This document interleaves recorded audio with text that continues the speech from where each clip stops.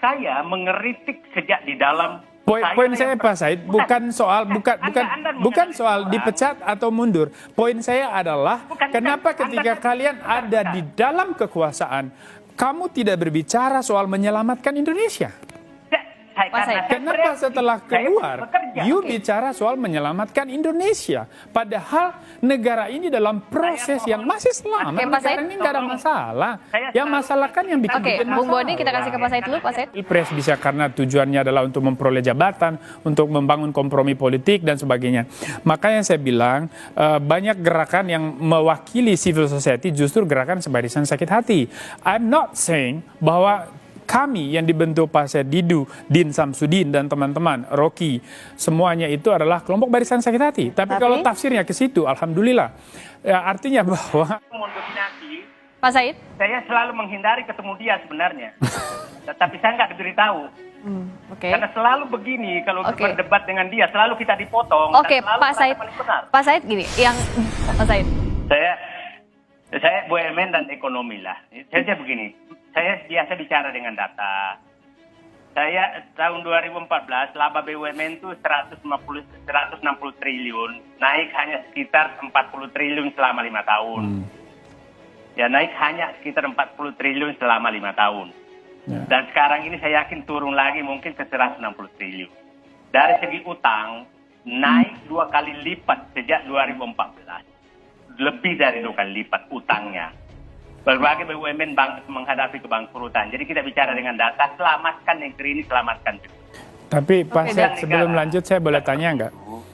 Utang negara juga naik sejak 2014 2 kali lipat. Yang kita ingat bahwa ini juga harus menjadi perhatian khusus. Dan kita harus ingat betul bahwa tahun ini saya perkirakan pemerintah akan menambah 1.500 triliun utang. Nah, ini perlu utang itu dari mana, ditujukan kemana demi selamatnya Indonesia, demi selamatnya generasi akan datang. Nah, ini saya pikir, dulu saya puluhan tahun membahas APBN. Mencari utang itu adalah pembahasan yang sangat panjang. Dengan undang-undang Corona, Undang-Undang Nomor 2 Tahun 2020, yang menghilangkan hak-hak DPR, maka tanda kutip pemerintah sangat bebas menentukan utang. Sampai dari rencana hanya 350 triliun menjadi 1.500 triliun. Yang terpublish 1.200 triliun. Tanpa pembahasan apa-apa. Nah, Pak Said Didu tadi menyoroti soal utangnya. Justru kalau Bung Boni lihatnya ini datanya gimana? Valid atau enggak? Kalau mau jujur sih Pak Said Didu, saya kira zaman Pak Said Didu kan BUMN lebih amburadul dari sekarang. Terus kemudian utang pemerintah. Ini kita harus melihat situasinya yang spesifik. Jadi nggak bisa mengasumsikan kondisi negara kita dalam keadaan yang normal. Situasi kita sekarang, saya kira hampir semua negara di dunia itu mengalami kondisi negara-negara di dunia ini kan mengalami ancaman resesi yang tidak bisa dihindari. Dan itu konsekuensi dari wabah pandemi corona ini. Dan kita tentu harus mengambil langkah-langkah. Dan para ahli ekonomi kita kemudian memutuskan dan bersama pemerintah bahwa kita harus butuh suntikan dana juga untuk bisa merespons keadaan ini supaya roda ekonomi ini bisa berjalan terus. Saya bukan ahli ekonomi, tetapi saya kira dalam situasi yang rumit ini, semua negara akan mengambil langkah-langkah yang tidak biasa. Dan kita bersyukur bahwa pemerintahan Pak Jokowi masih mampu menjaga kestabilan laju ekonomi, roda ekonomi, ya, kestabilan politik juga masih bisa dijaga di tengah situasi yang sangat tidak mudah saat ini. Makanya memang sebetulnya secara moral kita dituntut untuk lebih banyak bertanggung jawablah kepada situasi ini. Kita selesaikan bersama. Jadi jangan melihat hidup berdemokrasi dari sisi kekuasaan murni, dari sisi power interest, tetapi lebih kepada common good-nya, kepentingan umumnya. Maka kami menyoroti juga soal ini nggak, kepentingan umumnya, terutama dalam kondisi pandemi ini. Artinya apakah kami menyoroti juga soal kemaslahatan umum, bukan hanya soal rebut-merebut kekuasaan. Bisa gitu jawab ini? Pak Said. Saya katakan, justru ini muncul karena kami melihat dengan munculnya pandemi ini, pemerintah kehilangan arah dalam mengelola negara semakin kehilangan arah. Kita lihat perubahan-perubahan kebijakan yang dilakukan oleh pemerintah menghadapi COVID ini berubah-ubah setiap saat. Masih ingat sampai bulan Maret awal, pemerintah bercanda menghadapi COVID. Adalah dengan susu kuda liar, ada istilah macam-macam bercandanya. Sebetulnya nggak ada yang bercanda menghadapi sih. masalah serius, baru menghadapi sekarang memunculkan undang-undang yang bisa menyebabkan terjadinya penyimpangan yang sangat jauh, yaitu Undang-Undang 2020. Nah, kita lihat di APBN di sana, dari APBN saja kita lihat bahwa itu akan terjadi peningkatan utang dari 350 triliun ke 1.200 triliun. Oke? Kemudian penggunaan anggaran yang dibungkus seakan-akan untuk COVID itu dari 400 triliun ke 900 triliun.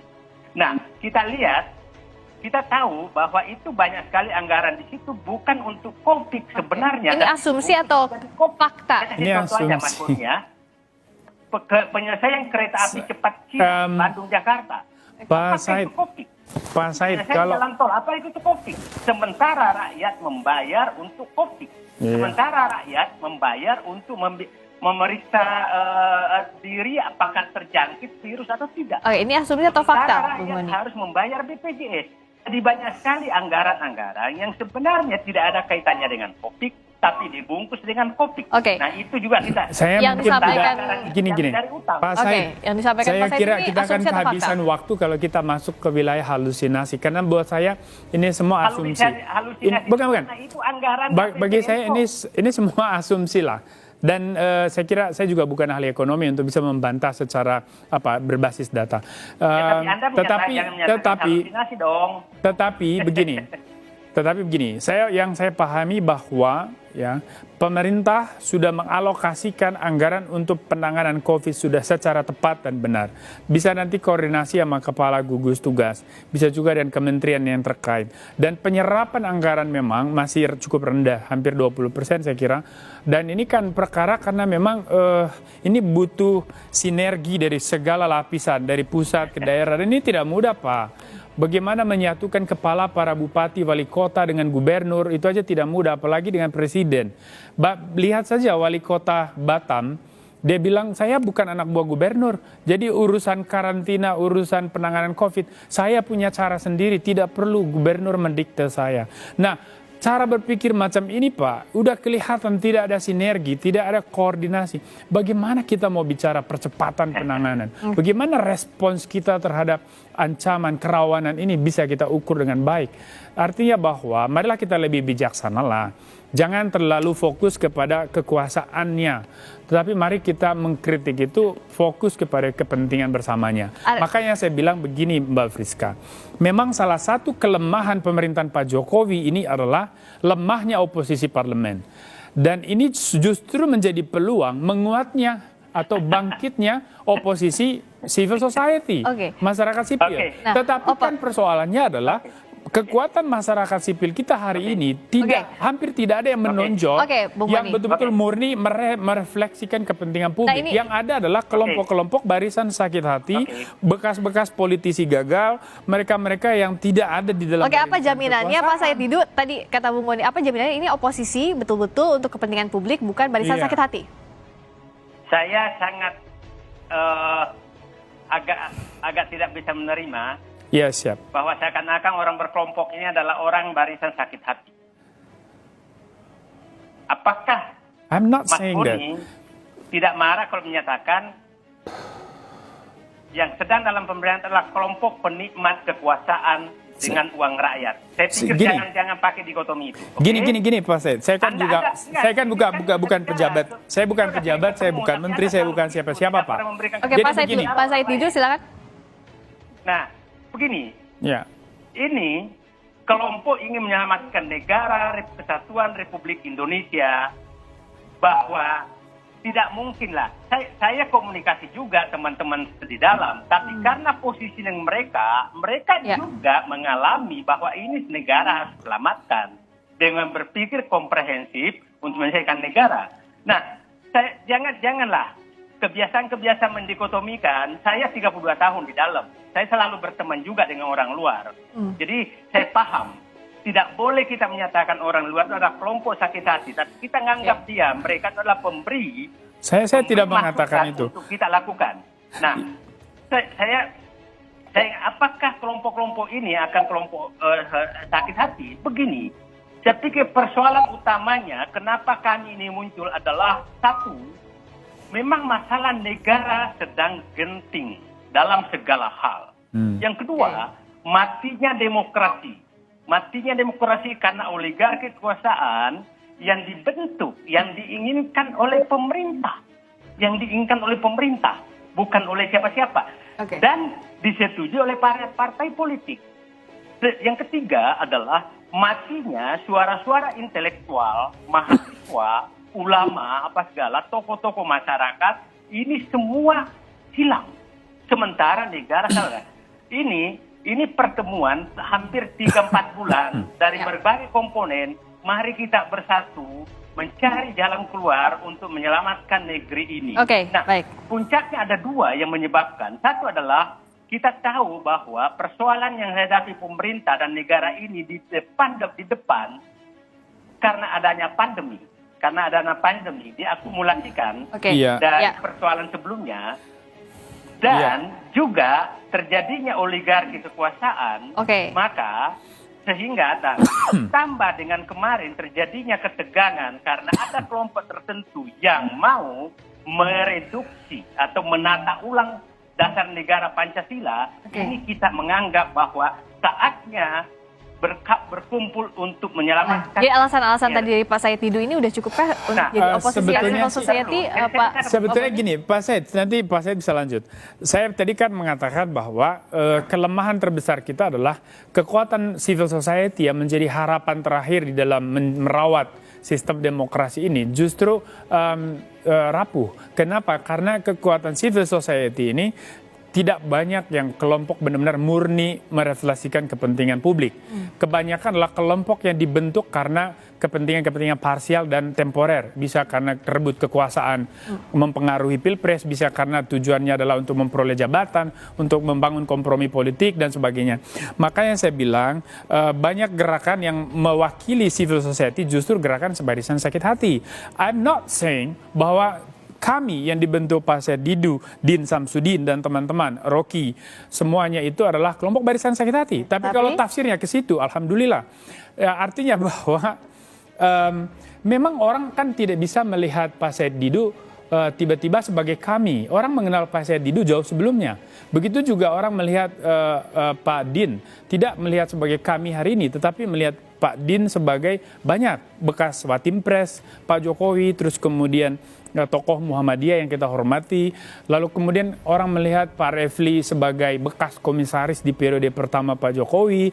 Terus kemudian sekarang getol mengkritik Pak Jokowi. Artinya semua rentetan historik ini kemudian membuat orang kesimpulan jangan-jangan kami ini hanya bergerak di ranah kekuasaan murni. Jawabannya apa, Pak Said? Maka ini barisan sakit hati. Nah, ini keresahan. Karena kepentingan kita adalah bagaimana menyelamatkan demokrasi kan, menyelamatkan civil society juga. Maka mari kita jaga keluhuran, kesucian civil society sebagai kekuatan demokrasi. Mas Boni itu selalu kesulitan saya. Begini Mas Boni, itu pandangan Anda. Refli Harun, saya itu diberhentikan karena mengeritik, bukan karena setelah diberhentikan mengeritik. Itu dasar hukumnya ada. Meluruskan pengelolaan BUMN. Din Samsudin memilih keluar karena memilih mundur. Jadi jangan dibalik seakan-akan orang ini dipecat sehingga dia melakukan gerakan. Saya mengeritik sejak di dalam. Poin saya Pak Said bukan soal bukan soal dipecat atau mundur. Poin saya adalah kenapa ketika kalian ada di dalam kekuasaan kamu tidak berbicara soal menyelamatkan Indonesia? Kenapa setelah keluar, you bicara soal menyelamatkan Indonesia? Padahal negara ini dalam proses yang masih selamat, negara ini nggak ada masalah. Yang masalah kan yang bikin masalah. Bung Boni, kita kasih ke Pak Said dulu, Pak Said. Saya selalu mendominasi. Pak Said? Saya selalu menghindari ketemu dia sebenarnya. Tetapi saya nggak diberitahu. Karena selalu begini, kalau berdebat dengan dia, selalu kita dipotong. Oke, Pak Said gini, yang dijelaskan oleh Pak Said artinya bagaimana agar publik tuh melihat kami memang nanti ada solusinya. Kritik yang dibangun oleh kami adalah untuk solusi untuk konstruktif kepentingan bangsa. Apa jaminannya? Pasti, saya katakan, pasti kelompok-kelompok ini, masyarakat ini bukan yang seperti yang diduga oleh Boni Hargen. Kelompok adalah kelompok yang ingin menyelamatkan NKRI dari terpecah belahnya bangsa, hilangnya dasar negara, bangkitnya oligarki kekuasaan, berkuasanya cukong kekuasaan, hilangnya penegakan hukum, lahirnya dinasti politik yang menghilangkan hak-hak warga negara, itu yang harus dihilangkan semua untuk membangun NKRI sebagaimana didirikan oleh para pendiri negara kita. Bapak saya perintis kemerdekaan, Pak Said. Jangan kita sama-sama nanti tunggu pencari kekuasaan saja. Baik. Pak Said. Baik. Ya. Percayalah, tunggu tanggal mainnya, deklarasi kami akan menyampaikan sebaiknya negeri ini harus diselamatkan dengan cara apa. Dan saya berharap Mas Boni Hargen, yang lain-lain, mulai detik ini, terima kasih Pak Said. Hati untuk menyelamatkan. Saya malah berpikir menyelamatkan Pak Said Didu nih. Baik, nanti kita akan lihat, kalaupun tadi Pak Said Didu mengatakan